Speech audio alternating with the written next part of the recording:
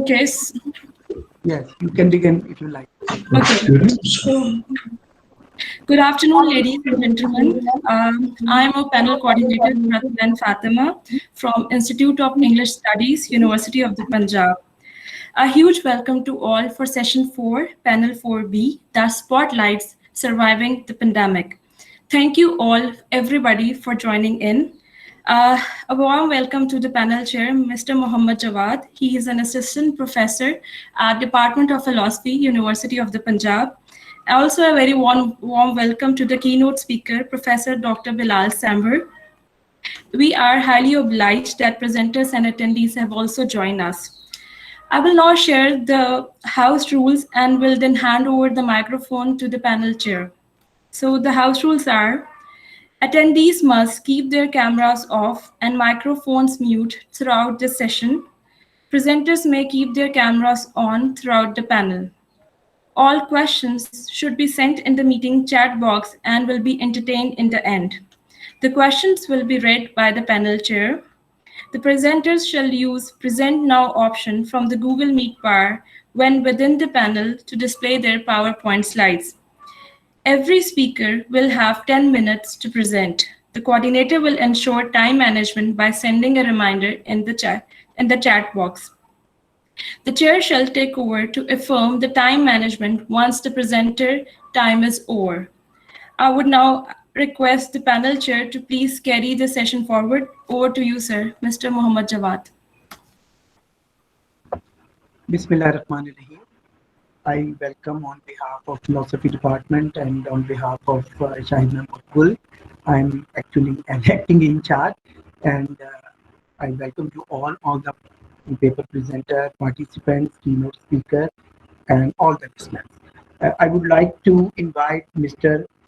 Dr. Bilal Samber.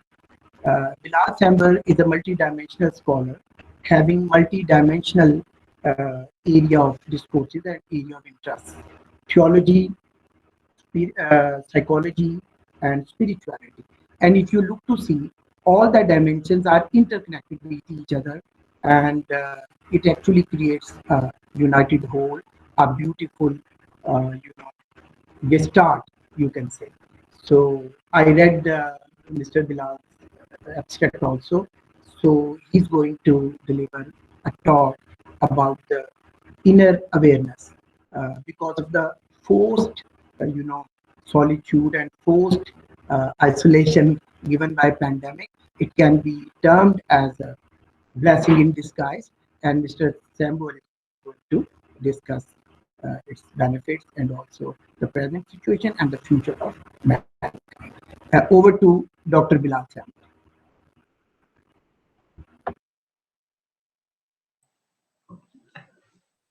Hi, I don't know whether, can you hear me?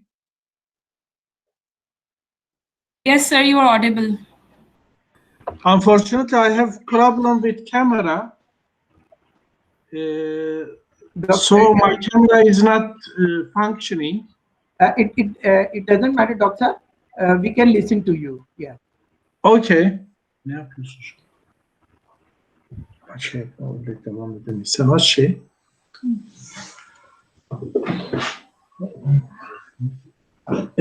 Hi everyone. Before I start, I would like to thank Punjab University and Faculty of Art for organizing such important conference. And particularly, I would like to express my thanks to Shahid Gul for inviting me to this conference. And actually, what I want to share with you, I want to share my reflection regarding COVID-19 pandemic, of course, from philosophical perspective. COVID-19 pandemic is causing great pain, panic, destruction, death in the world. Humanity doesn't know how to defeat coronavirus pandemic. The survival of humanity is the first and urgent priority now. So far, there is no hopeful development which treats COVID-19 effectively. COVID-19 crisis is more than a crisis. It is a the global calamity and also a great health crisis for humanity. Coronavirus pandemic requires to reflect upon the present condition, the present human condition, as well as about the future of humankind. Modern men and women don't spend efforts in order to know and understand themselves. They try to know everything except themselves. Coronavirus crisis shows that the primary task of humanity is to know himself or herself. There is a need for humanity to re-explore the old wisdom, which based on the principle know yourself. Without reaching a deep level of self-understanding, every knowledge cannot help individuals to be more mature, responsible, moral, and creative beings. There is no certain date for when corona pandemic will end. Sooner or later, this pandemic will end. But humanity must not forget the corona experience. Human beings must make every effort not to forget and must remember this pandemic in order to prepare himself or herself for future pandemics and disasters. If vaccination or treatment for this pandemic found, people would probably forget what happened during this crisis. The real danger is forgetting of COVID-19 crisis. Humankind must remember what happened to them so that they could prepare themselves for their future. Remembrance requires learning. Humankind must learn important lessons from these pandemics. Remembering and learning are two important aspects which must shape human mind for the future. Humanity has experienced many calamities so far. Human being has a tendency not to believe disasters until he or she faces them. Most people don't believe COVID-19 pandemics, and they suppose that this threat could never reach them. Coronavirus didn't limit itself with China, as we experienced at the beginning. It has reached every part of the world.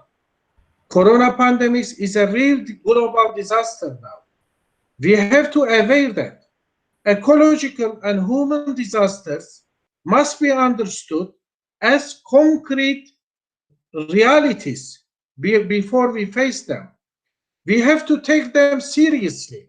When scientists, scholars, philosophers, thinkers have warned humanity about future threats, there is no need to wait until we face them. COVID-19 disasters demonstrate that our future will be full of disasters, risk, and threat. This is the cold reality of our present as well as future. There are two main areas which are particularly sensitive. The first one is health, the other one is cybersecurity. In the future, our physical existence will face many risks such as COVID-19, pathogens, and so on. People now realize that their physical existence is in danger. They are mortal creatures. People will demand a new health system which could protect them against new health threats. The other one is cybersecurity. Cyberspace is our life space now. We spend most of our time in cyberspace. We are conducting all our activities in cyberspace. There will be many cyber attacks against on our cyber life. Health and cybersecurity are the main concerns of our life. In order to live our life, our health and cyberspace must be secure, open, and free. COVID-19 pandemic teaches us a hard lesson that a tiny virus could kill 100,000 and destroy our life entirely. Our current disasters, like COVID-19, are not temporary problems. They are existential threats. We will face threats like microbes, pathogen, powerful robots, super artificial intelligence, global heating, nuclear arms, terrorism, which aims to destroy our existence and civilization. These threats are real and destructive. They must be treated this threat must be treated as existential, deep, and permanent threat, because they could bring the total end of our humanity and eliminate human race from the planet. These threats are targeting human civilization because they force humanity to give up their civilizational values like freedom, democracy, justice, peace, and pluralism. This threat makes security as the only value. Many people are ready to sacrifice their freedom, their desire for democracy and justice after they face COVID-19. Giving up civilizational values means the collapse of human civilization. The task of humanity is to protect the existence of humanity as well as human civilization together. Global communities, governments, intellectuals, academics, philosophers, writers, and thinkers don't believe these threats are existential threats. They think that these threats are just fiction or pessimistic scenarios. We have to learn reflecting about these existential threats. Humanity must educate themselves about this threat. There is a need for the global education about existential threat in our educational institution. Humanity has invented computers, robots, nuclear bombs, spaceships, and so on. But humanity don't treat each other friendly, humanly, and peacefully. Humanity hate from each other. There is enmity and hostility in every part of the world. COVID-19 pandemic is the result of deep crisis at the heart of our humanity. The greatest lesson of this pandemic is that we must learn to treat each other humanly. Without treating each other humanly, we can't protect nature and the world. No human is isolated from the rest of humanity. A virus from China could threaten the whole world. Humankind and nature intertwined with each other. Humanity must re-explore the unity of humankind and unity with nature. We need human rights, democracy, liberty, security, justice, and peace and diversity in order to live as humans in the world. People in the world must develop the sense of we-ness, the conscious of we-ness. All people as we must feel united as a part of one humanity. COVID-19 pandemic makes people aware that global solidarity among people is a requirement of the day. Although the need for solidarity is increasing in the world, nationalism, populism, and so on are on the rise in many countries. For example, even former president of America, President Trump, was the pioneer of American nationalism. His basic motto was America first. But today, we don't need who is this country first or not. We need something new. We need a new approach. Humanity needs a new paradigm, which cares about nature, health, and humanity. COVID-19 pandemic forces us to adopt a new paradigm which based on the principle of humanity first. Pre-COVID-19 time, the world was full of political division, hatred, conflicts, fears, hostilities, and violence. COVID-19 experience shows that humanity is tired of power struggles. We are still discussing after COVID-19 which country is going to be global power, America or China. But we are tired of these power struggles.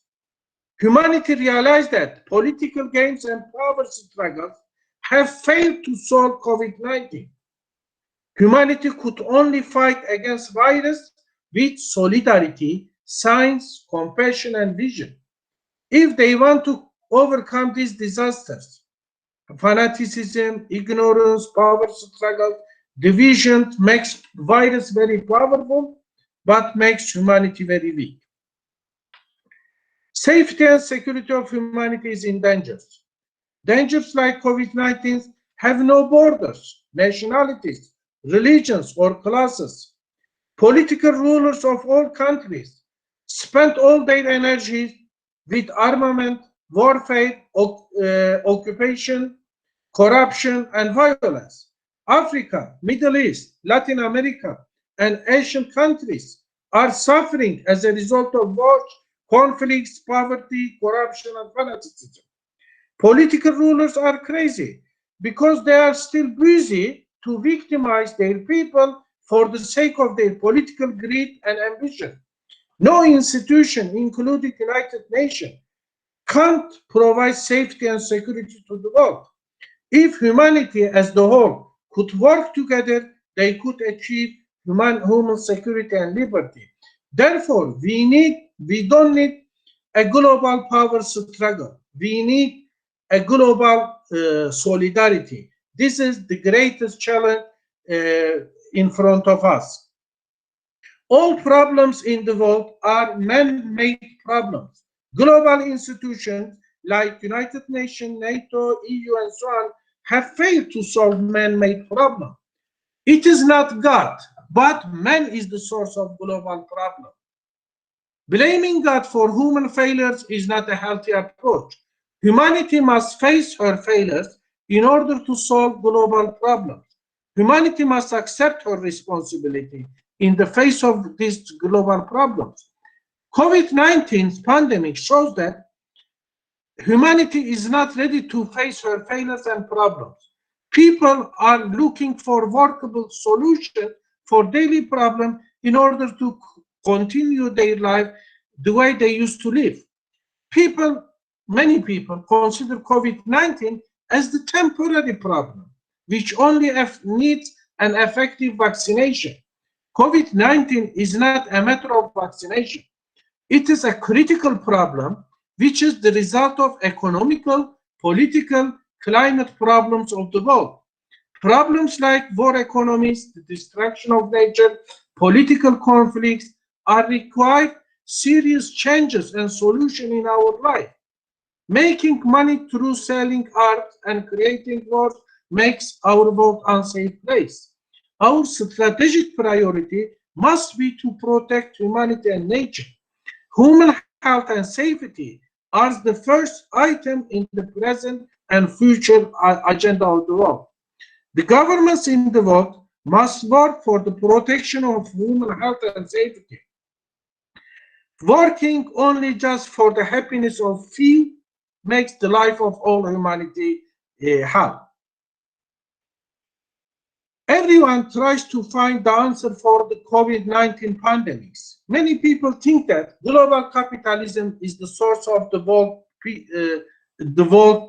problems, including coronavirus. It is easy to blame capitalism. Blaming capitalism is an irrational, biased, and dogmatic judgment. Blame game doesn't solve human problems. We must change our lifestyle, which is based mainly on consumerism. Humanity must seek to search for truth, responsibility, and accountability through the use of rationality, science, and conscience. Human life is not a matter of statistics and mathematical models. Every day we are following the numbers of deaths and cases worldwide due to COVID-19 pandemics. We need sound knowledge and data before disasters like COVID-19 happen. After the COVID-19, we lost our trust World Health Organizations, because World Health Organization, it failed to inform humanity about the virus on time. Ignorance and complacency cannot be tolerated about health, safety, and nature. We need a new approach to health, security, and politics, which makes human safety and health as the top priority. Independent scientific objectivity is a requirement for the devising new institutions and approaches for human health, food, and safety. All global institutions, including UN and World Health Organization, must be performed so that they could understand real human problems, helps and guides humanity without hiding or neglecting anything. COVID-19 pandemic has already changed human interaction. We are interacting with each other without human touch. We are interacting with each other through computers, phones, machines, and automation will be the main vehicle in human relation, present and in the future. There is another important trace appeals for humanity. We are not going to be the only actor in the world. We will share our life with robots in the future. When automation and the use of robots have been increased in our life, there could be more distance between us. Humanity has to make decision about whether they want to live a human life or technologized life. There would be a great conflict between humans and machine. Today, the world has focused on the question how to end COVID-19 and how to revitalize trade and economy. Global heating, ecological crisis, poverty, violence, and illiteracy are not treated as the problems of today. Most people, even they don't like talking and thinking about how robots, computers, and artificial intelligence could influence our existence and life. Few people try to develop approaches, the relationship between machine and humans as the prime question of today. All critical questions have been left for tomorrow. Now we have an opportunity about what can be done in order to avoid future catastrophes. We have to find new ways for reducing the destructive results of ecological crisis and eliminate nuclear arms in order to protect ourselves from total destruction.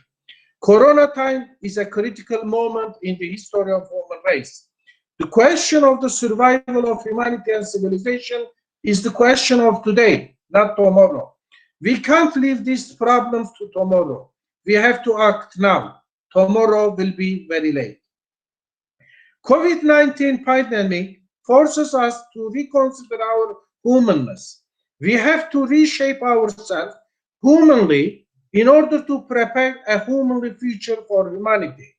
Our race, sex, color, religion, sect, ideology, class is no longer important.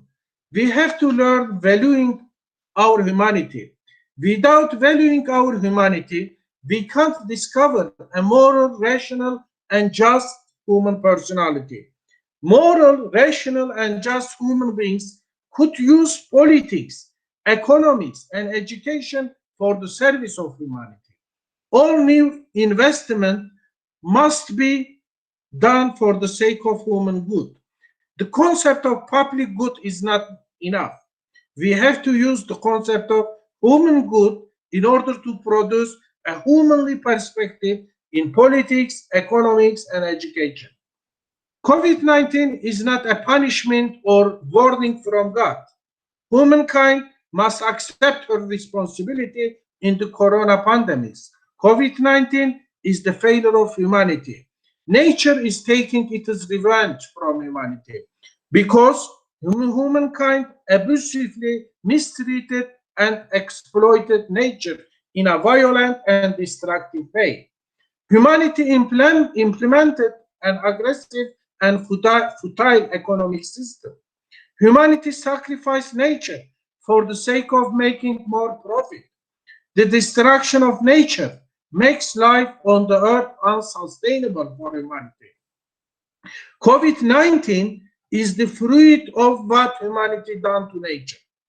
COVID-19 pandemics will cause an economic recession in worldwide. We are living in our homes. We are communicating with each other through technological tools, internet, phone, and so on. Although we are encouraged to follow the rules of social distancing, humanity do everything in order to be connected with each other.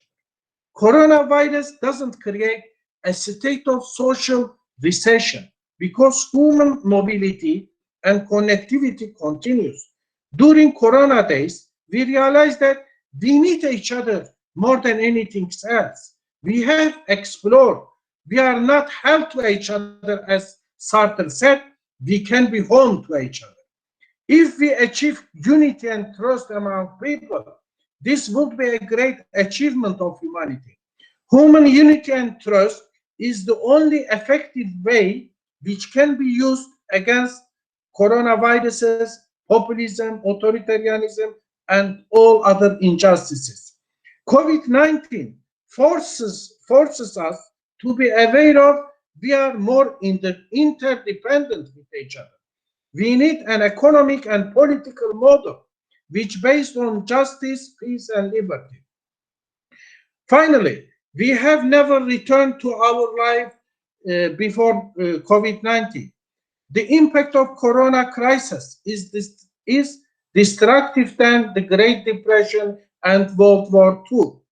Economical paradigm of growth at all costs and the destructive doctrine of making one country great again must end.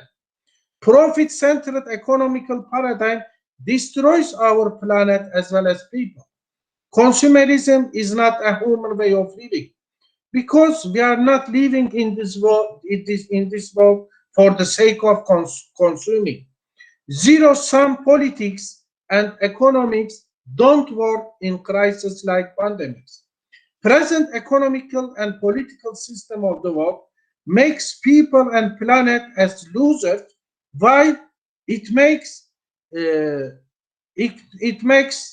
militarist and economical and political elites as winners. If we use science and technology rationally and humanly, all of us can be winners. We need sustainable economical system which could bring purpose, peace, and prosperity to planet and peoples. No country is self-sufficient. All world needs each other. We need a new sustainable, natural globalization paradigm which puts people and planet first. COVID-19 pandemics must make a global shift in the consciousness of humanity in favor of people and planet. Corona crisis is an important opportunity of the rehumanization of our life. We have to learn how to cooperate with each other humanly, morally, and spiritually. The future of humanity depends on this. Thank you. Thank you very much, Doctor.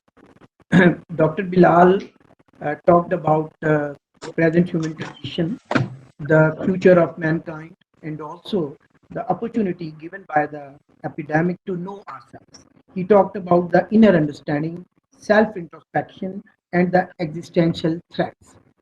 Dr. Bilal also talked about peaceful coexistence. A very beautiful talk. Thank you, Dr. Kuratul and Fatma, over to you. Thank you. Kuratul. Sir, now you'll be inviting the next presenters. Okay. Now I would like to invite Ms. Meenu Akbar Ali, and her title is Disaster Demanded a New Dawn. She's from Higher Education Department.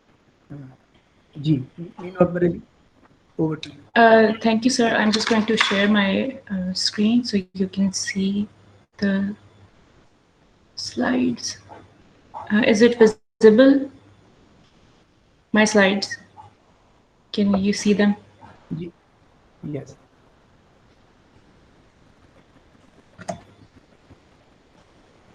Yes, we can see. Okay.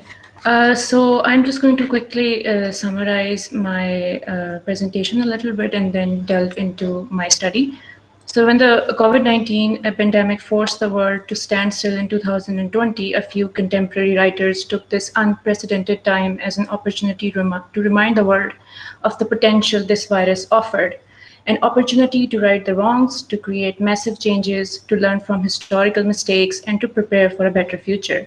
This study focuses on two essays written in response to the COVID-19 pandemic: Arundhati Roy's The Pandemic is a Portal and Zadie Smith's The American Exception.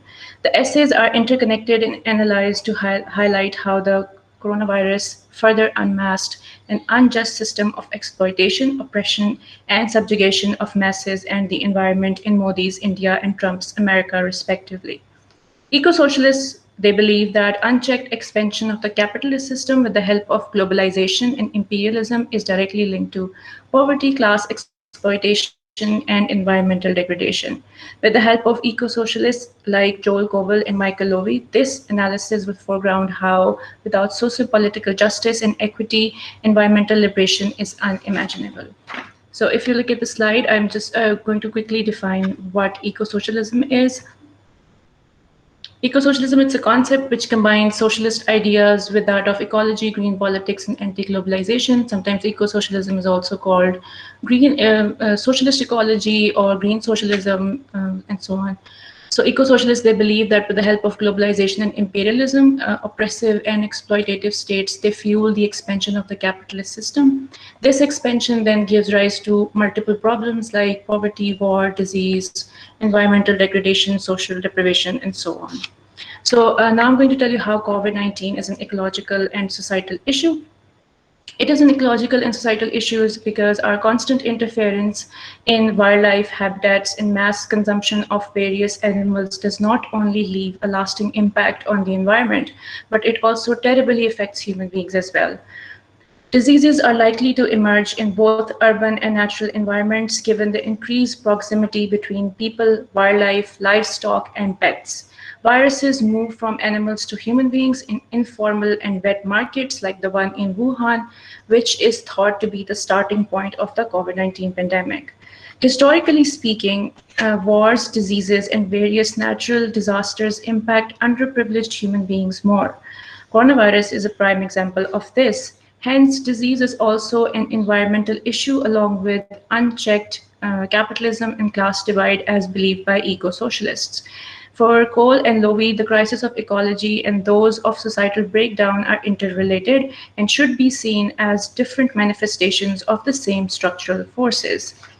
Now I'm just going to quickly introduce the two writers whose essay I took in try to find eco-socialist themes. Um, that's Arundhati Roy. She's a very popular Indian author and political activist, very famous for her novel God of Small Things. She's known for her environmental anti-globalization movements and human rights causes. The essay that I took is entitled The Pandemic is a Portal, and it's from her 2020 book of essays called Azadi.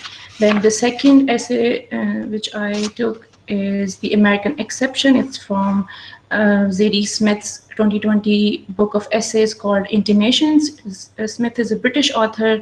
She became very popular when she published her first novel, White Teeth, when she was 20 years old. She's known for her treatment of race, religion, and cultural identity in her novels.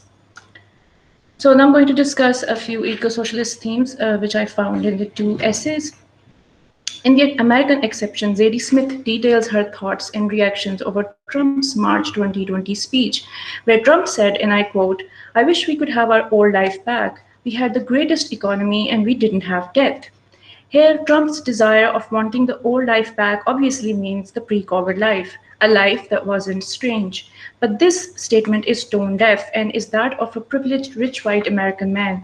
For eco-socialists like Cowell and Lowy, the economy is only ever great for the rich. For worker, it is always a struggle to make ends meet. Even in 2020, the debate over raising minimum wage for workers is still raging in the US, which is funny considering how a year ago people were thanking God for essential workers they once considered lowly. For Smith, Trump's tunnel vision is appalling. She writes that even before the deadly virus, and I quote, we had dead people, we had unequal health outcomes, but in America, all of these involved some culpability on the part of the dead. Wrong place, wrong time, wrong skin color, wrong health insurance, or none, wrong attitude to the police officer, and so on, end quote. At least previously, death was used as an excuse to shift the blame of inadequate, racist, and unjust hierarchical system to the victims. Now it is as if the virus has unmasked these oppressive systems. Eco-socialists assert that a capitalist world system is historically bankrupt. It has become an empire unable to adapt. It is, in the language of ecology, profoundly unsustainable and must be changed fundamentally if there is to be a future worth living. Then Arundhati Roy she mirrors the same sentiments by reminding the readers that dying due to the lack of accessible healthcare has always been the fate of the less fortunate citizens of the US. Same has been the case for India. For most, this humiliation and denial of basic human right is nothing new. Roy writes that in a way the virus has brought equality among the rich and the poor. But still, the capitalist ideology hails or interpolates concrete individuals, as Althusser would call it, in such a way that transforms the individuals into subjects. Case in point is US Senator Bernie Sanders' Healthcare for All slogan, which should come across as fair and natural idea, but it still seems outrageous, dangerous, and socialist to even his own party members. Both Roy and Smith they lament the stubbornness of our leaders and our disdainful attitude towards the impeding environmental crisis. America, with its capitalist survival of the fittest superiority complex, believes that environmental collapse and global mass extinction will affect the less privileged countries and not the US.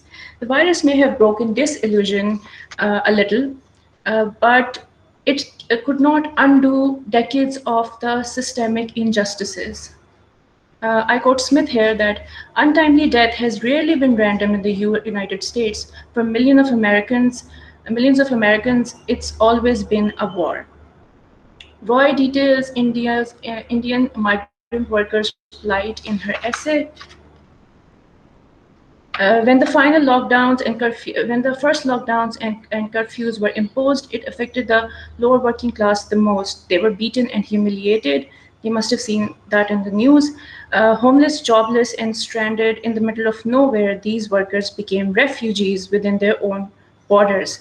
The glaring class divide in India was unmasked even more by a virus which forced everyone to wear a mask. For eco-socialists like Koval and Lowy, and I quote, for the side of humanity with its requirements for self-determination, community, and a meaningful existence, capital reduces the majority of the world's people to a mere reservoir of labor power.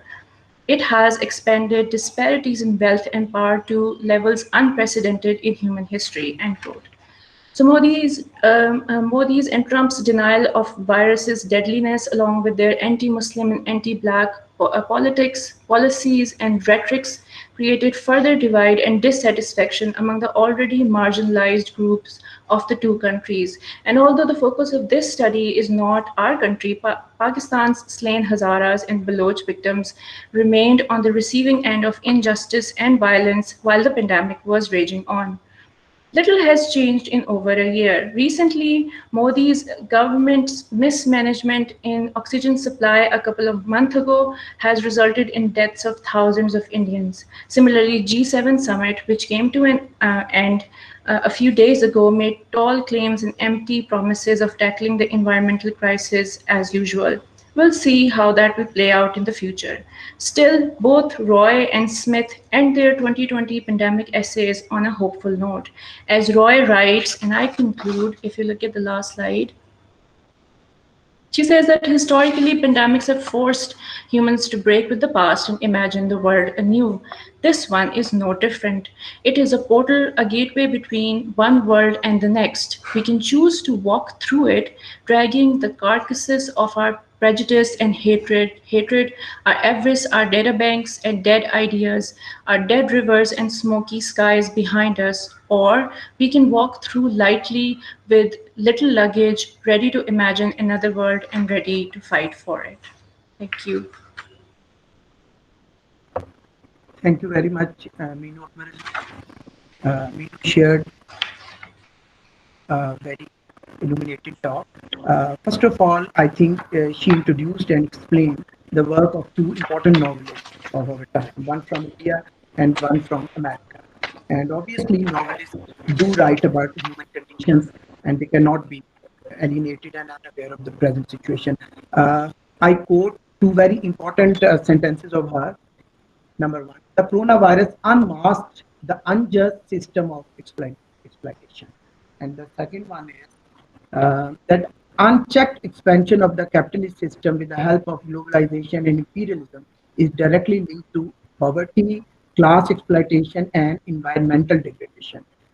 Very nice, very, and thank you. Thank you, Minu. Thank you, sir. Thank you.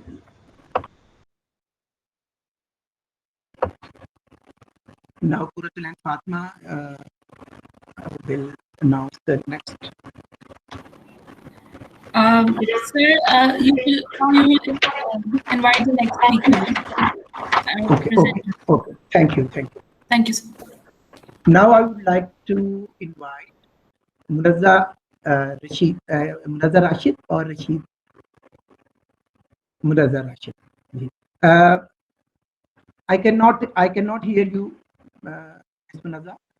It's Munazza Rashid. Yeah, now I can listen. Yes.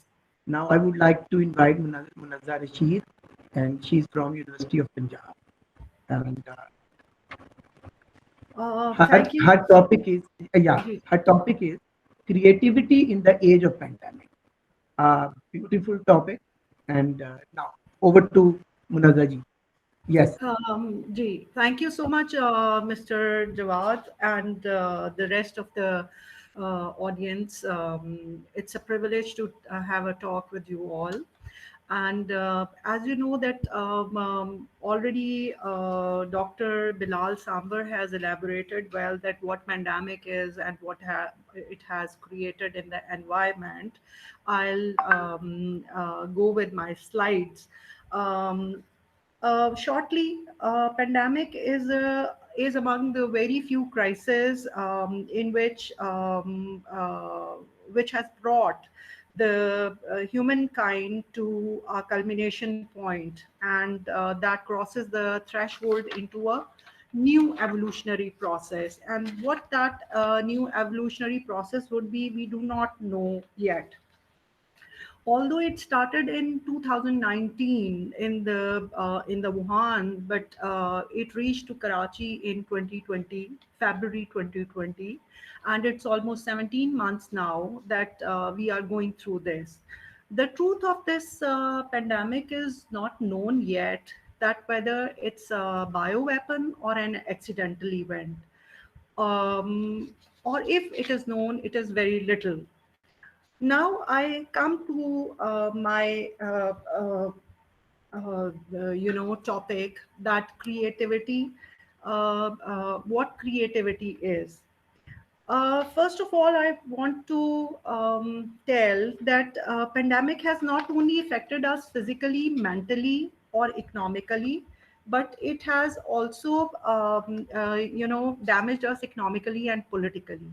In these insane circumstances where creativity occurs, the question arises: creativity is creativity done in the peaceful times or in distressing situations? The common sense says first comes survival, then creativity. So first of all, we have to see that what creativity is. Creativity is basically the basic right of every human being. It can be observed from prehistoric time to the present day. Creativity is the process of creating something new which gives you satisfaction and happiness. Every human being is creative in one way or the other. It is the idea when it comes to a tangible form. It is called an art piece or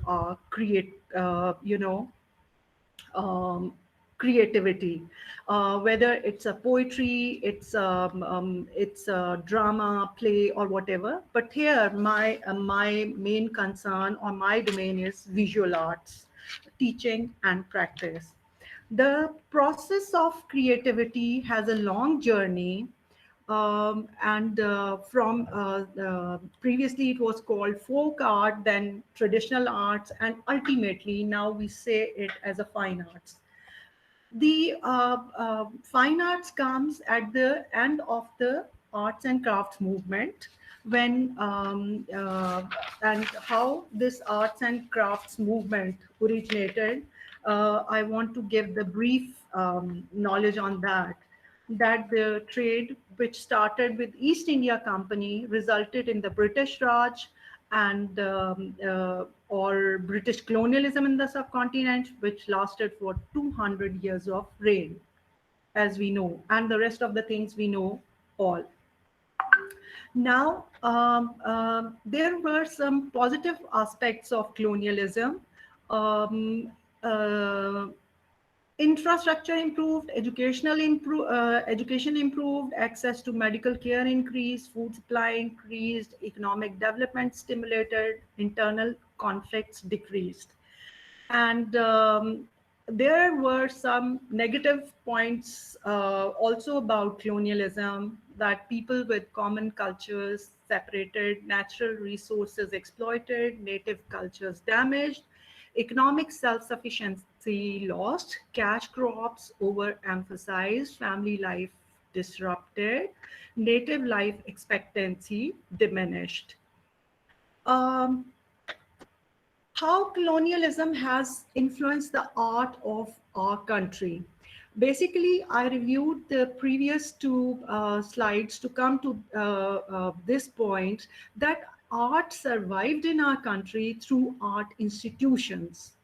What is not done so is that we could not establish an intellectual domain, and it is not defined whom we are working for. The condition of the artists are not improved. Art survived in our country through art institutions means that the British, when they came here, they established art schools, which later on turned into art colleges. And they changed the traditional arts in fine arts, and they created the cliche of high art and low art. So what is not done so is means that when they left us, we did not really work for ourselves. Mentally, we remained slaves of our own, uh, what would you say, that we remained slaved mentally, if not, though we were not physically enslaved. It is not defined, and still the alarming situation is this, that still it is not defined that for whom we are working, whether we are working for ourselves, we are working for the international standards, or for which audience we are working for. The condition of the artists are not improved, and ultimately this occurs that when you don't work for yourself, you don't set your direction, your situation cannot be improved. So when we talk about this scholarship, the content of teaching and learning, in which syllabi comes in. Um, uh, During this pandemic time, basically, it was a time to rethink, or it gave me a break as a teacher or a practicing visual artist, that what is the problem and how we have to look on it. This is for me that we are living in another kind of colonialism, which is our own created colonialism, or why the impact of those 200 years were so much that we could not, the factors or the problems, that why we could not bring out, come out of that mental state. So while teaching online, I realized that uh, in teaching art, there are theoretical subjects and practical subjects. So there is a need, which collectively called syllabus, or so the theories and the practices which we are teaching to the students is basically that we have not really developed them according to our own needs. And similarly, when we haven't developed them, so we are trying to follow the Western pedagogies and approach of teaching, whereas when we will do something for ourselves, it would be quite different. And before going to the technology, the main one of the very important point is, I cannot see the time. I think I have very less time now. So let me conclude in a way that that as a result of this, philosophies, that why we are not teaching the or developed or teaching the Asian philosophies. They are different from the Western philosophies. Sense of belonging, tradition, and source of true knowledge are three aspects of our philosophy. The sense of belonging may be in the form of religion and belief, and culture, cultural tradition continue in the form of shared culture, and and the search for the truth are the basic aspects of Asian philosophy, which are missing in our syllabi. And when we come to the technology, that we are forced or pushed towards it abruptly with this coronavirus, when it started, availability of the gadgets within the campus and outside was a problem, because in the university level, the students are mostly below average level, below economic average level, and of course they face problems. And furthermore, these should be resolved. And other than that, the software problems, that how we have to teach what. um, Now I found that teaching theoretical subjects are much more easier than teaching the practical subjects while I'm teaching drawing or painting or anything else. And to bring them to that skill level which is required for their practice is really, really difficult. So there is a need to further, solve these problems. So I suggest few points. Establishment of a curie department within the university is required. Extension of online facilities, requirement of a huge repository, and schedule of an on-campus and off-campus classes. Amendments at the policy level within the universities, higher education, and the government level are required, which can be later on discussed while um, planning the syllabus. So um, that's it. Thank you very much. Thank you very much.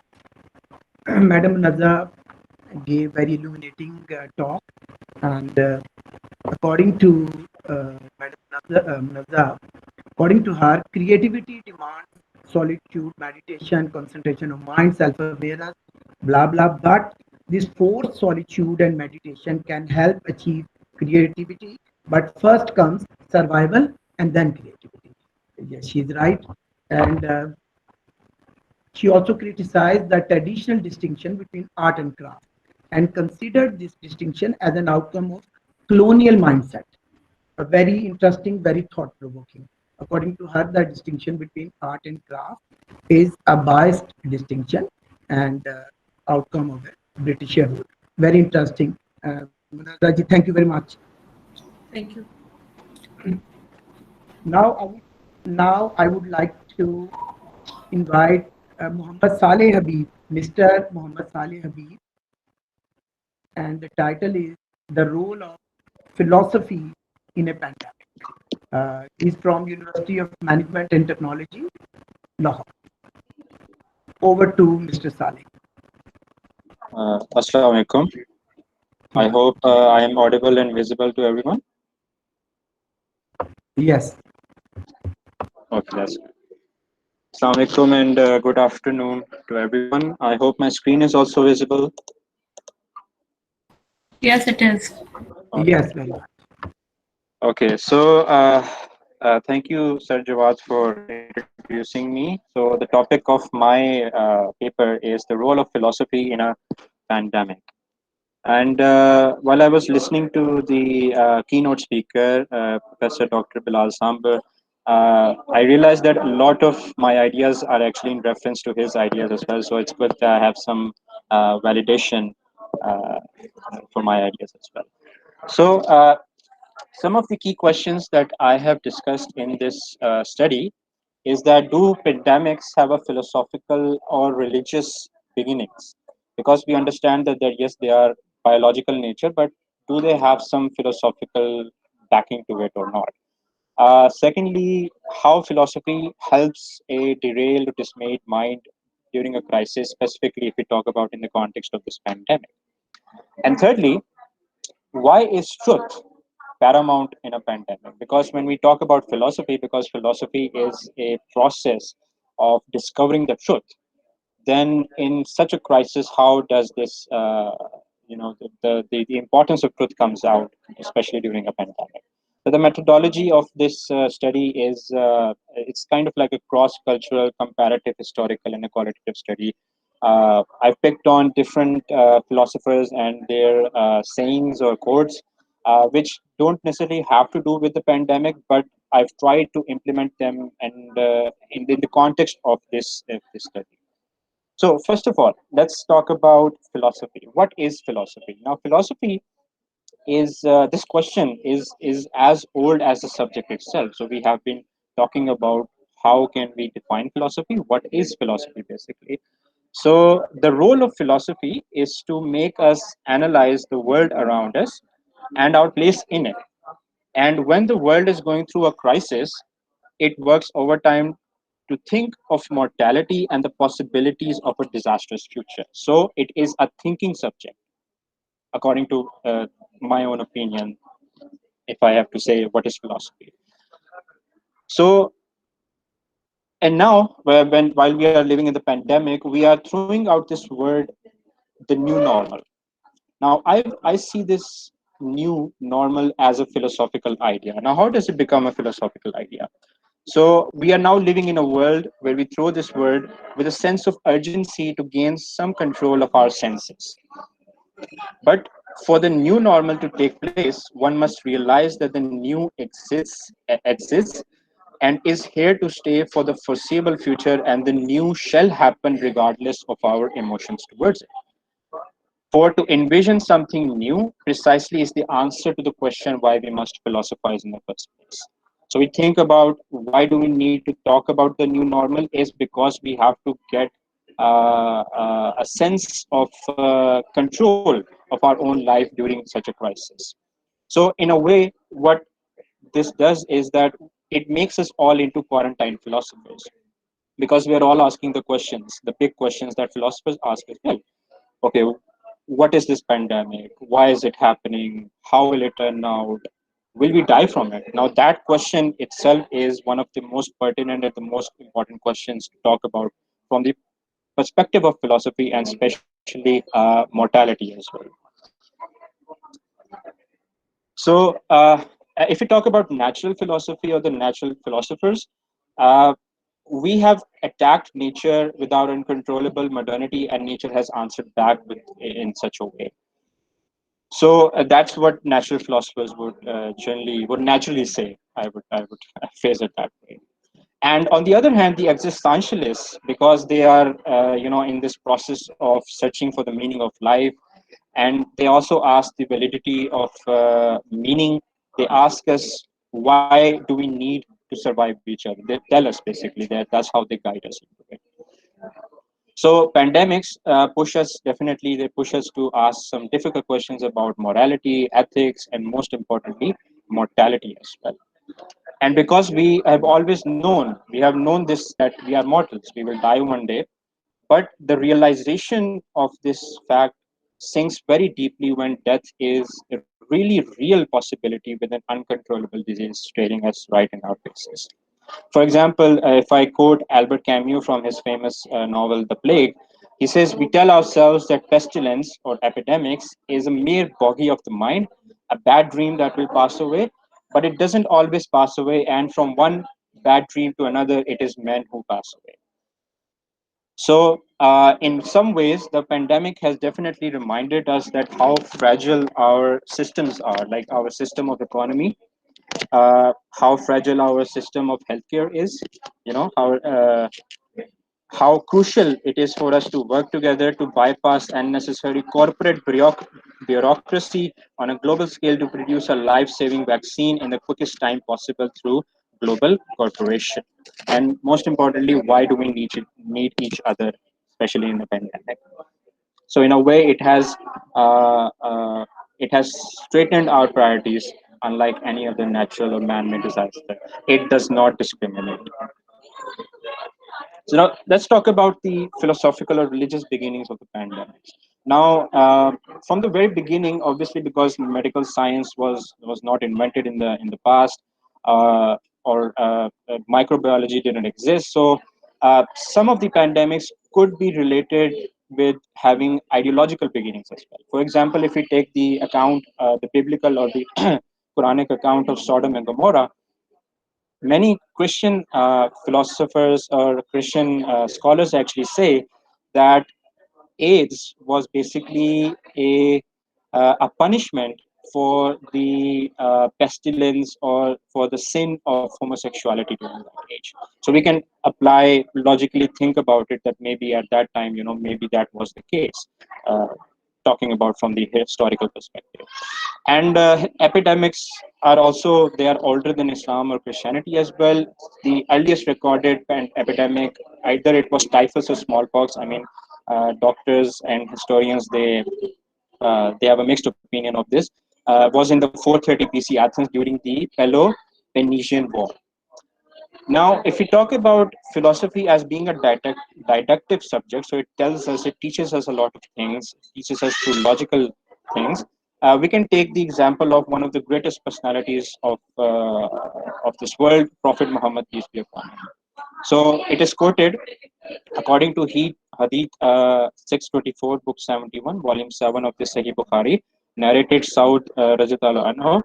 The Prophet, peace be upon him, said, "If you hear an outbreak of a plague in one land, do not enter it. But if a plague breaks out in a place while you are in it, do not leave that place."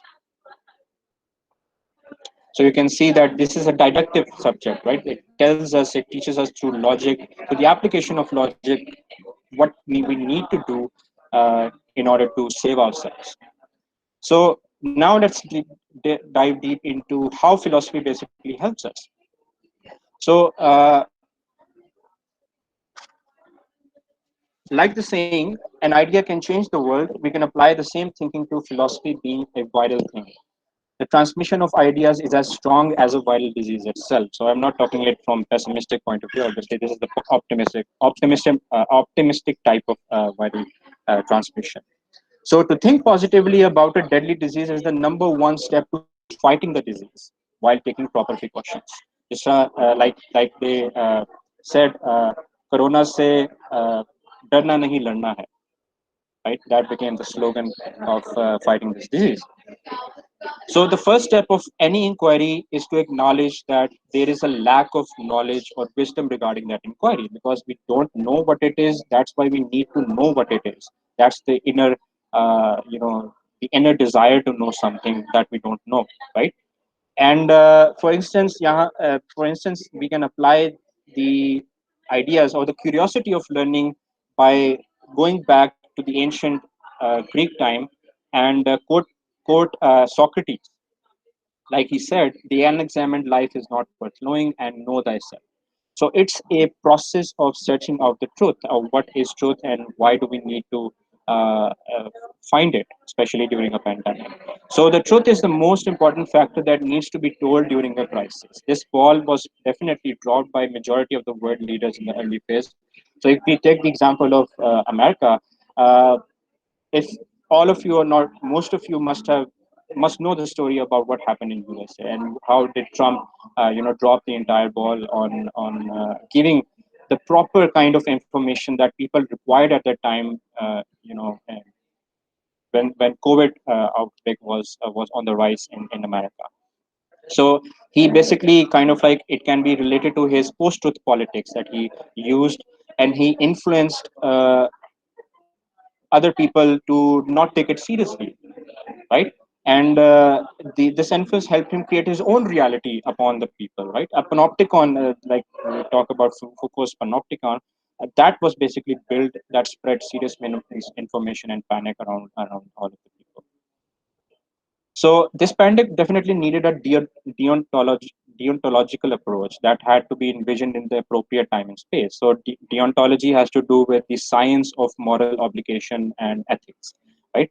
So truth is the most important factor that needs to be told during a crisis. To hide the truth then and not point out the lie is to basically condemn humanity on the outrage. Like, for instance, I'm quoting Francis Bacon over here, another very important philosopher. Certainly, it is heaven upon earth to have a man's mind move in charity, rest his providence, and turn upon the poles of truth. So, we need to be truthful, especially during such a crisis. That's how philosophy helps us, because it is the process of finding out the truth. So, it has to also do with the virtue ethics of Aristotle, which basically, I'm just paraphrasing it, which basically says that truth becomes entwined with virtue and ethics, right? The honest person must be honest regardless of thinking about dishonesty. This dishonesty should not even be considered within the spectrum of truth. That's what Aristotle also believed. So, virtuous person should tell the truth because falsehood should never be allowed to flourish, which is basically his ideas are being paraphrased over here. And I quote him directly as well. For the man who loves truth and is truthful where nothing is at stake will still more be truthful where something is at stake. He will avoid falsehood at something base, seeing that he avoided it even for its own sake. So whatever we need to do, we need to remain honest, not with ourselves but with the people as well. And the leaders needed to do this as well. So it's about the representation and the presentation of facts as facts. There shouldn't be any opinions in that. Should tell it like how it is. For instance, this can be related with what Saint Thomas Aquinas said, whereby a man, both in life and speech, presentation of facts, shows himself to be such as he is, and other things not differently than they are in his regard, and neither greater nor less than they are, which basically represents facts in this idea. So Sartre's bad faith can also be applied over here as a concept, right? A truthful person can only be a truthful person if she practices the truth, right? Self-denial and lying or manipulation of the truth will be considered bad faith. So a truthful person needs to tell the truth. That's the only way that he will be considered a truthful person. So psychology also has a very important role to play in this, during a pandemic, because we can call psychology sort of like philosophy of the mind as well. So, for instance, if I quote here Shakespeare, he said in Hamlet, one of his most famous tragedies, "For there is nothing either good or bad, but thinking makes it so." Right. So Shakespeare's life was basically shaped by the bubonic plague in the 16th and 17th century. And basically Shakespeare was himself quite unmoved personally, uh, other than his work being cut off because the theaters were shut down and people were in a sort of lockdown at that stage. It's only when his own son called Hamnet died of that plague that he really felt it at heart. That what's the importance of it. So I've seen this thing, the same thing happening in our society as well. That initially people didn't care about it, right? They said, okay, like yes, initially there was a lot of panic, but then people started taking it a little bit easily or at ease. They said that it's not really that dangerous or something, but unless and until unfortunately they suffered from it, either themselves or because of their family members, that's when they really understood the you know uh, the deadliness of it, right? So definitely psychology has to play a very important role in that. So to conclude my ideas, we understand that doctors of philosophy cannot offer the cures, right? Only doctors, the actual doctors and scientists can. And philosophy does not have the task of providing tools or instruments to be used in concrete life. But what philosophy can do is that it paves the way to think logically, empirically, and decisively. Every decision has a thought and idea behind it, definitely, right? The thought becomes philosophical when thought of, right? So that's the inner kind of like an intricate idea of philosophy right there. And we talk about medical science and technology. They are definitely the future. I'm not negating that. Neither I don't think that anybody can negate that. But these fields are also thinking fields, right? So first of all, they think about something, then they start an action on it. So they are also philosophical in nature and towards service of humanity. So that's what we have to remember, that whatever is done towards the service of humanity is for the betterment of humanity. Hence, they are also philosophical. And to just end my paper, I quoted Karl Marx, who said, "Philosophers have hitherto only interpreted the world in various ways. The point is to change it." And now philosophy, especially during a pandemic, cannot solely remain in the realm of philosophy any longer. So that is all from my side. Uh, Thank you. Okay, thank you very much. Thank you very much, Muhammad Saleh Habib. And he was talking about the role of philosophy in a pandemic. Dear friends, there are many kinds of thinking: armchair thinking, free thinking, or thinking in an environment and thinking in a situation. He was talking about thinking in a situation in which you have to think about life, death, dread, and anxiety.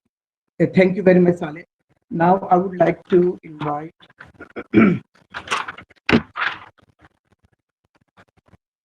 Miss Fasiha Irfan.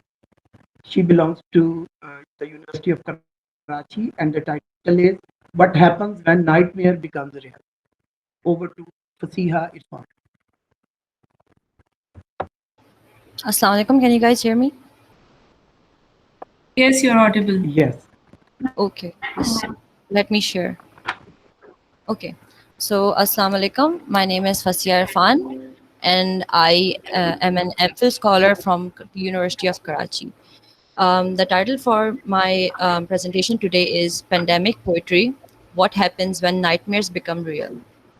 So, I've always been interested in dystopian literature, and it piqued my interest people began when people began to compare the corona pandemic to dystopian scenarios that they'd come across in dystopian literature. So I wanted to explore if this comparison was based upon sound facts and whether the comparison was justified or not. If you look at the dystopian tradition, their diseases, pandemics, epidemics, and plagues hold a very significant position in the tradition because authors often use them in order to amplify the oppression of the totalitarian regime, and they also use disease as an allegorical device. So basically, authors create these nightmarish visions of the future in order to represent the individual social and cultural struggles of humanity, in order to emulate the human condition. In a post-colonial world, it becomes more and more significant to basically, I guess, like study these depictions of the human condition, because we have, as being individuals that have lived through these dystopic scenarios and not belonging to any far removed future, it becomes important to scrutinize these visions of the human condition. In order to do so, I have critically examined the predominant tone, themes, and poets' subjective response to the pandemic in order to compare and contrast the experiences and emotions of individuals that have lived through the dystopian scenarios and the narrative crafted by dystopian authors, which was based on exclusive foresight. The research questions that basically were at the forefront of this research were: to what extent have dystopian writers been able to capture the human condition within their works? Does the writing of individuals that have lived through dystopic experiences resemble the portrayal of human psyche in dystopian fiction? Are there dramatic differences in the themes, the attitudes, and the attitudes in pandemic poetry, or are there commonalities? In order to do so, I have compared 3 poems that were written during the pandemic, namely Naivo's The Intrusion, Peregrination by Louis Philippe D'Alembert, and Mona Karim's Obstacle. And I have compared the dominant themes of these poems with the traditional dystopian novels, and I have applied the closed reading approach.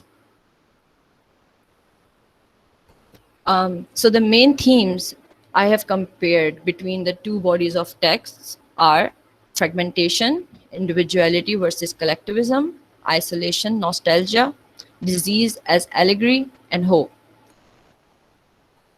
Fragmentation is a very important part of the dystopian tradition.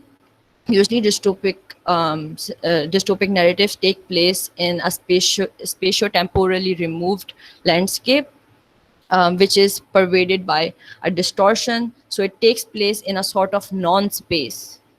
Similarly, in these poems, I observed that they basically had a lot of fragmentation within them. There was no sense of cohesion. There were the images that are presented in these poems are not connected to one another. Instead, they are the only form of cohesion there is through the themes of despair and horror. There aren't any allusions or images or hints that would allow anyone to place these poems within any historical context. So they are also spatio-temporally removed. In the case of peregrination, there is a real life setting presented, which is Paris. But even Paris that is presented in this poem is not a geographical location.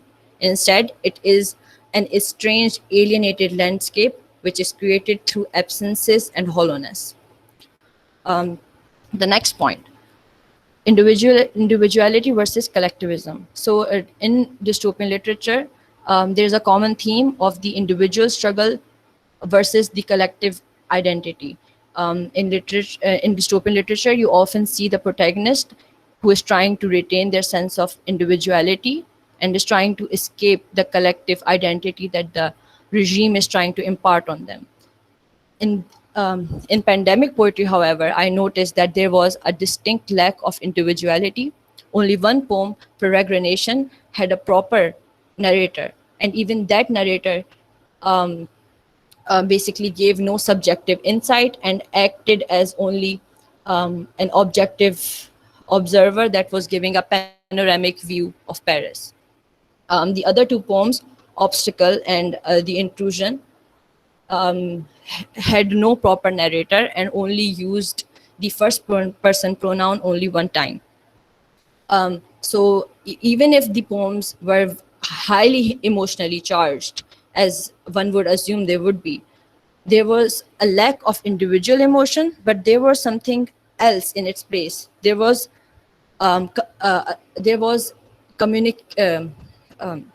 there was collective emotion. So you can see that even though these poems were emotional, they sacrificed the individual sentiment for the sake of the communication of the collective emotion.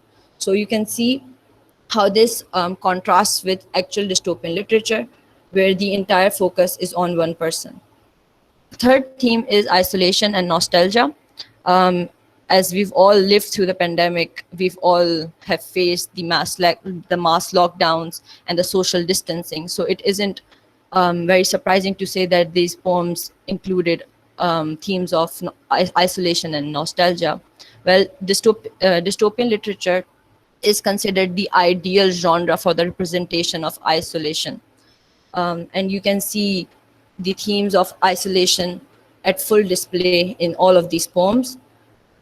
Even in a poem like Obstacles, which has no proper narration and is only created of snapshots of violence, you can see that there is a longing for human contact. Even as in line 14, the writer talks about a corpse lying at her mother's kitchen. You can see that there is a yearning to go back to a past that has probably been lost irretrievably. So that's where the nostalgia also comes into play. Memories play a really large part in dystopian literature, as well as memories allow the individual to rebel against the oppressive forces. Memories are the only thing that keep the individual from losing themselves. So similarly, in these pandemic poems, you can see that memories create the narrative, and you can see there is a longing to go back to a time before corona was ever a thing. You can see that um, the writers are mourning the memories of yesteryears and reminiscing the vitality that has been lost. The poems include a sort of post-apocalyptic vision of the world. So you can see that all the writers, all the poets basically create these images of loneliness, and through memories they try to go back to a past that has been lost. Even when other characters are included into the narrative, which to give an example from Peregrination, which is the only poem that had other characters within the poem that weren't abstractions or memories. These characters are only included in order to amplify the level of loneliness. So D'Alembert in Peregrination uses presence in order to create perpetual absences. So the theme of isolation is constant in all of these poems. The fourth point, disease as allegory. Usually in dystopian literature, disease or the plague or pandemics are used as allegories. For example, Albert Camus, The Plague, or Mary Shelley's The Last Man. They were used as allegories for Nazism or the dominant ideological and political systems that were reigning at that time. Whereas in pandemic poetry, there is none of that. You see that images of death mean nothing more than that. They are simply images of bleakness, destruction, and despair. They don't mean anything more grander, more philosophical. So as people that have lived through these circumstances, you can see that they have stripped the disease to its bare bones, and it means just what it is supposed to mean to someone that has lived through it. The last theme that I have dealt with is hope. Even though dystopian literature always ends with the destruction and the defeat of the protagonist, it is not inherently a pessimistic genre. Even when the individual is bound for defeat, there is a sense of hope in just trying. Whereas in all of these poems, there's a distinct lack of hope. All three poems end at images of hopelessness. For example, the intrusion ends at a harrowing image of stillness, silence, and death. So all of these poems have little to no hope in them. And to tie it back to nostalgia, because the poets have no hope in the past, have no hope in the present, have no hope in the future, they go back to their past in order to protect themselves from what they are experiencing. Even in instances, in for example, in peregrination, where there is a child, which is supposedly the symbol for hope, the imagery is almost instantly subverted by the images of crows and darkness and violence. So these were the main themes that I noted in both of these bodies of texts. What I found out that even though both genres exhibited extreme themes of alienation, isolation, nostalgia, and depict the struggle between the individual and collective experience, unlike dystopian literature, the poems that I have selected do not embody the utopian impulse that lies at the crux of dystopian narratives. The treatment of diseases in both the genres is completely different as well, whereas dystopian literature uses diseases as plot mechanisms and allegorical devices. Pandemic poetry's depiction of the pandemic is grounded in reality. To conclude, I would like to say that there were several parallels between the genre, but there were differences as well, which is to be understood because um, since dystopian literature is based on foresight, it's bound to have gotten some things wrong. But I have to go back to the limitation of this research because I only considered 3 poems. That's why I cannot speak for the entire body of text that was produced during the pandemic. That's why more work needs to be done and more poetry needs to be brought under consideration. Thank you.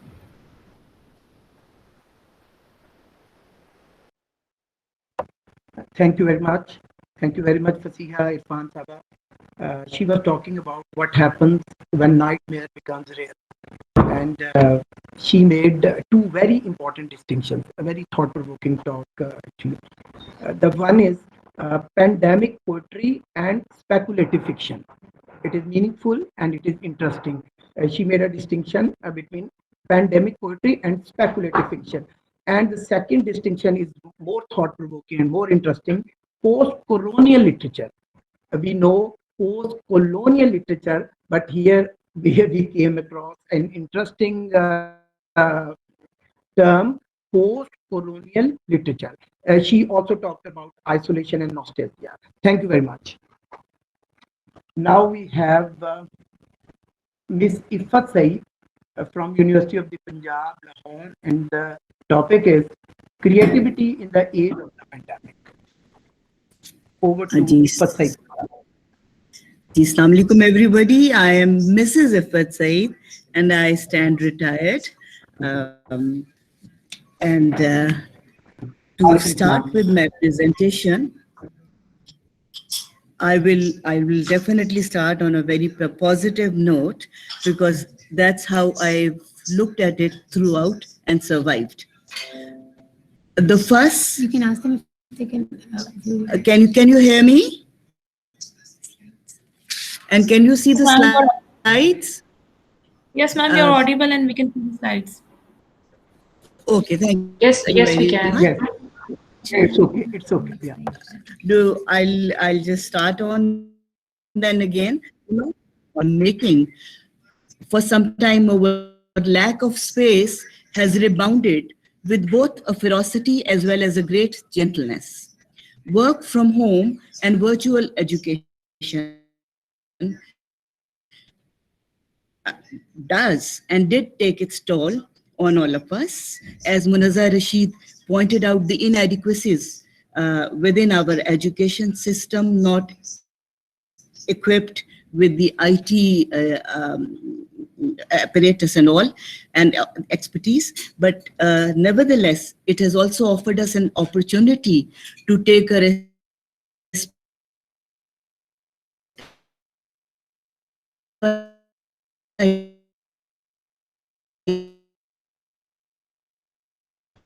Ma'am, Mrs. Ifat, I think there's a lag from the hectic exams and take stock of not only the global and local repercussions, but also within the personal domain. On the domestic level,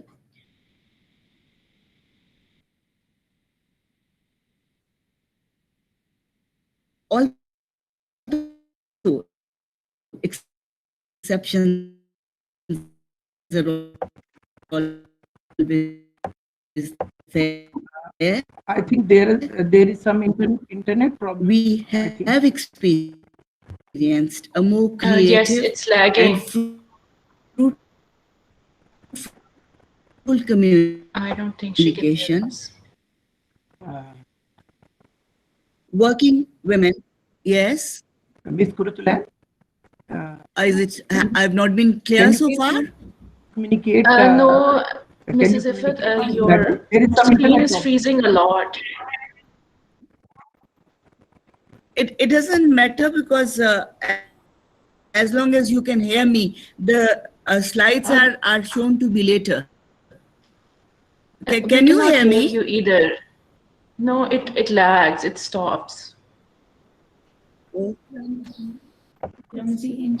Then it's probably the internet problem, you know. Can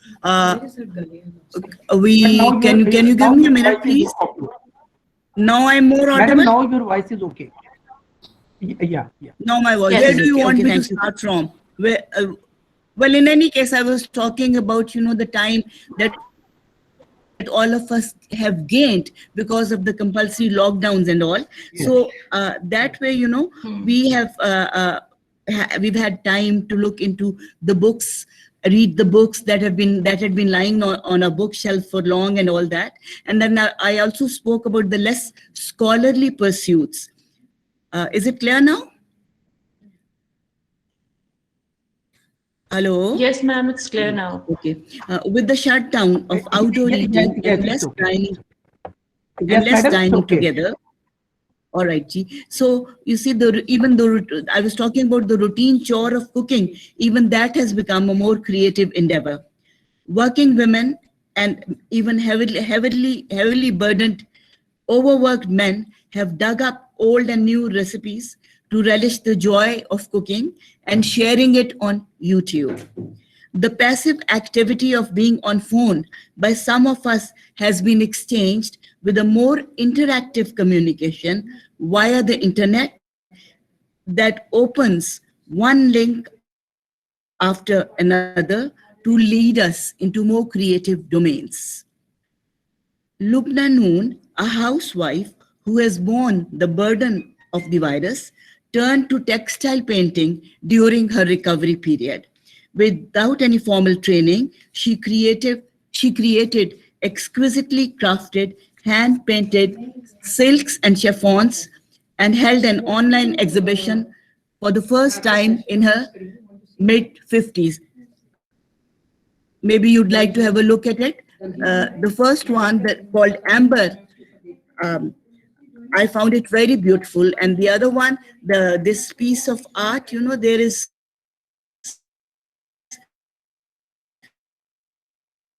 the looming, you know, threat of the painting, the artist, the craftsmanship has ushered us into a world of beauty and elegance. The voice is gone.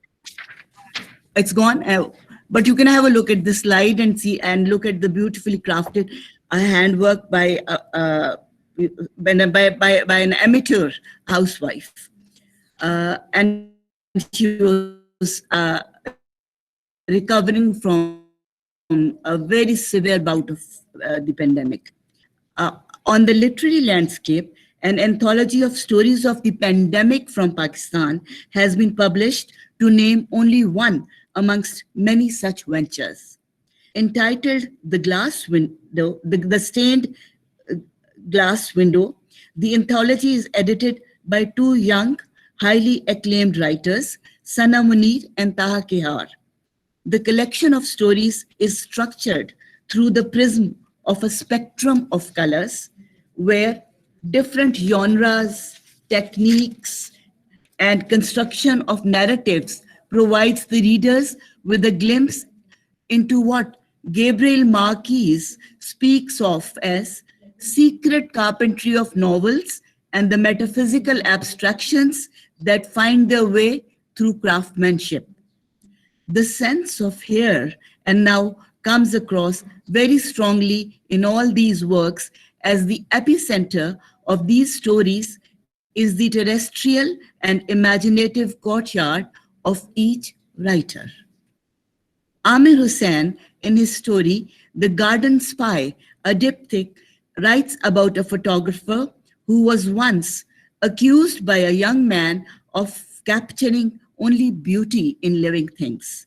Later, in the same paragraph, he writes about the same young man whose optimism knew no bounds.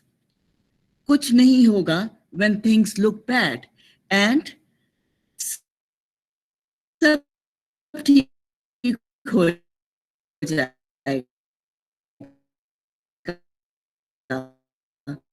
And things did happen. Ceremonies or zones of home and heart to narrate the plight and courage of health workers.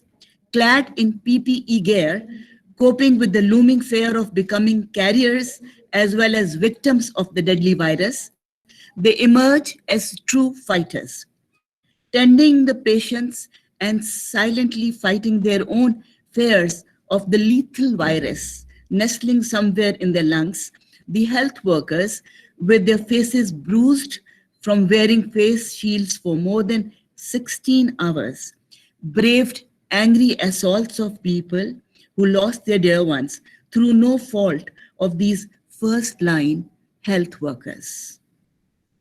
Ilona Yusuf, in her flash fiction, writes about the transvestites and beggars who lose out on their livelihood because of lockdowns and yet retain their wit.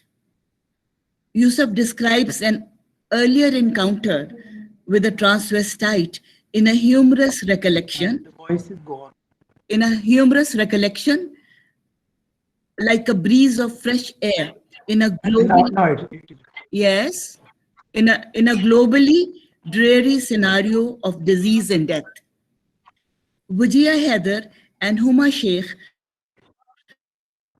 write about homes as havens and safe cocoons. At this point, let me not forget the lowly paid gardeners. Taking advantage of the silence in the Lahore's Gulshan Iqbal Park, the Malis collaborated to erect a statue of the national poet Allama Muhammad Iqbal as a sheer labor of love on their own initiative. I'll let the rest of the story remain untold. Hira Khan, a Lahore-based visual artist, focused her energy and talent to bring home the fact that how unmindful we are of the fragility and preciousness of our planet. Through her work, Khan explores the consequences of consumerism on environment in terms of rise in temperatures, floods, forests, pollution, and smog. I present the images of few of her paintings in quick succession. A sensitive, perceptive glance can glean the concerns of the artist.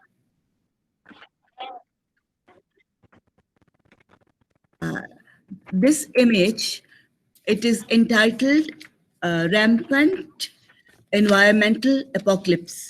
As you can see, the work is, the background is nature, water, flowers, and a very precious object of nature is covered with plastic.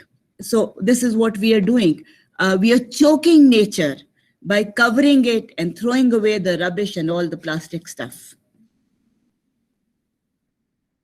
The next slide. Yes, this one. This one is entitled Reduced Visibility. As you can see, it is the effect of smog and climate change. Now, again, this painting depicts marine life, drowning, and the tiny specks of gold symbolize the preciousness and also the fragility of our planet. And I know these slides have not really done justice to the concerns of the artist, but nevertheless, this was the best I could do. And in continuation with the theme of of losing Earth, the catalog of these paintings that I've shown you, I will quote a poem by Mavish Amin. This hiding at home from a protein that bristles with fresh narratives wrenches the older human story from my guts. We are made conscious from which solitude and fear is blown out, knowing our loved ones will not kiss our foreheads when we die, that people will not touch, gather, talk at our funerals. Despite the dismal notes in the poem, I reiterate the theme of survival, the theme of our session. Most of us have survived the pandemic. The rest will survive, and creativity will heal the world, the earth, the planet. Like Julian Barnes says, and one of our presenters, Fasia Irfan, I suppose, termed it as nightmarish visions. So art, like Julian Barnes says, that art turns catastrophes, or to use Fazia Irfan's words, these nightmarish visions into great art. With that, I thank you all, and I hope I haven't taken too much of your time. Thank you. Thank you very much. Madam Ifa Said was talking about creativity in the age of pandemic. A very beautiful talk, very beautiful, like emotionally and thought-provoking mindedly. According to her, the compulsory confinement and minimal social interaction resulted in creativity, solitude, and a relation towards ultimate creator. We can say that she explained beautifully that we can consider it a blessing in disguise. Thank you very much. And now we have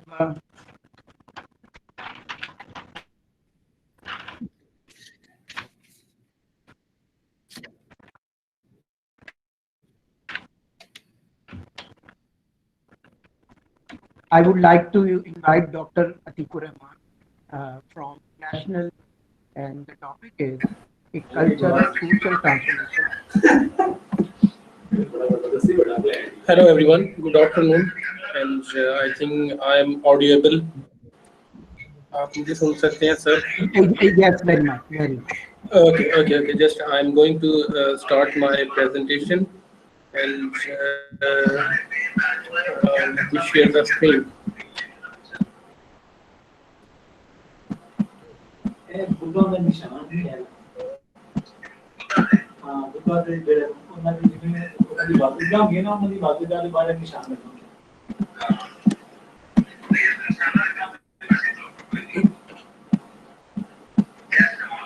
Okay, here is my presentation. Is it visible? Hello? Yes, it's visible. Okay, thank you so much. Okay, Doctor, you are audible, and all things are visible, but there are some friends talking near you, I think. Okay, I'm in my university. I just changed my place, and I tried my best to keep the minimum noise. And Okay. So the topic what I selected is basically I try to analyze the impact of pandemic on the society. What I see, everybody is talking about the political impacts of pandemic and the economic impact, but people are very rarely talking about the societal impact. What I see, no doubt, it's a health crisis. Internationally, all states are equally vulnerable, and no state is spared by this pandemic, and the states are very much affected. And the one thing which is very common in the international system is the culture. Basically, this pandemic has hampered the traditional foundation of the culture around the globe. because no doubt the states are having their own cultures, different cultures, and the variation in the culture basically define the identity of the people living under different political administration or living in different countries. But the one thing common that every culture shares, that is called what we say the haptic communication. The haptic means of communication, that means the social touching. The social touching is a very strong means of non-verbal communication. So this pandemic has changed this pattern of the global culture. So we can say due to this health crisis, an unavoidable international wave of cultural change, and people are avoiding the haptic communication. I mean, we are imposed to adopt the social distancing and the quarantine behavior. We are forced to adopt that. In this way, we cannot continue the traditional cultural pattern. I mean, people are interacting without touching. So the social touching has become an outdated feature of the culture in the world. And in this way, a space has been produced in the in the global culture, and this space has been filled by the digitalization. Because on the one hand, we are compelled to not continue our traditional patterns of social interaction, but on the other hand, we are compelled to adopt the digitalization. I mean, indirectly, I'm referring to word the digitalization of the society. I mean, a dramatic rise of the smartphone users and the Android software applications. People around the globe, they prefer to adopt these new digitalized standards of the society. So, like many other countries, Pakistan is not an exception. So Pakistan is also becoming a victim of this global cultural change, a cultural transformation. So the traditional social outlook of the nation has been changed, and the conventional or the traditional societal infrastructures, now they are changed. So Pakistan, when we talk about Pakistan, then we are experiencing a very different situation, because first of all, we'll discuss this health emergency. In one slide, I just try to explain very briefly the health emergency. It's a global emergency in which all the states are vulnerable, as I explained. So this global health emergency affected the societal pattern of the nations. So the impacts on Pakistan, Pakistan became one of the most affected nations in the world. And the government of Pakistan tried to empower its health standards, the health system, because Pakistan became a very active part of this global health campaign. Because as I said, that the most affected nation, Pakistan, due to having its territorial connection with Iran and the China. So the Pakistani nations failed to avoid the impact of this pandemic. So that's why it was essential for the government of Pakistan to become a very active part of the global health campaign to prevent the spread of this coronavirus.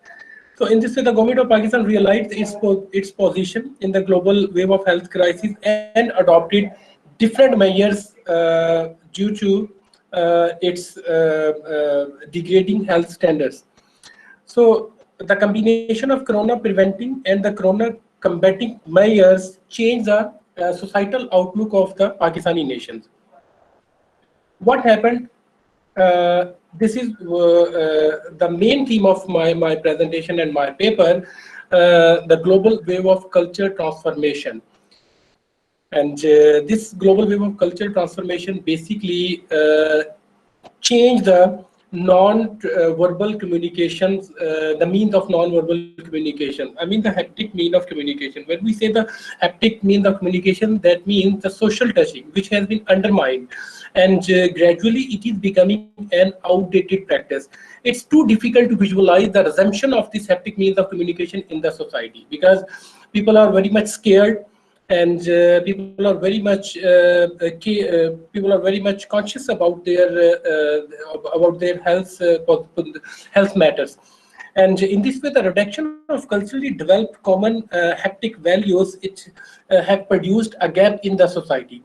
I mean, when we say the social touching, it's a powerful source of conveying the emotional messages, or we can say the wordless messages. When we have left these practices in the society, then there is a gap in the culture, and that gap has been filled by the digitalization. Because we, as a nation, we try to survive under different levels of the lockdowns and the social reforms. When I say the social reforms, that means I am referring toward the social legislative process of the government under the lockdown, under the pandemic crisis. So government has adopted, like many other countries, the government has adopted number of legislative measures to force people to adopt the health standards, or to prefer the health standards over their traditional cultural values. In this way, it undermined the role of wordless communication I have explained, and at the same time, it changed or it altered the traditional societal practices. So, in this way, the combination of the two things, on the one hand, there is a spread of the disease.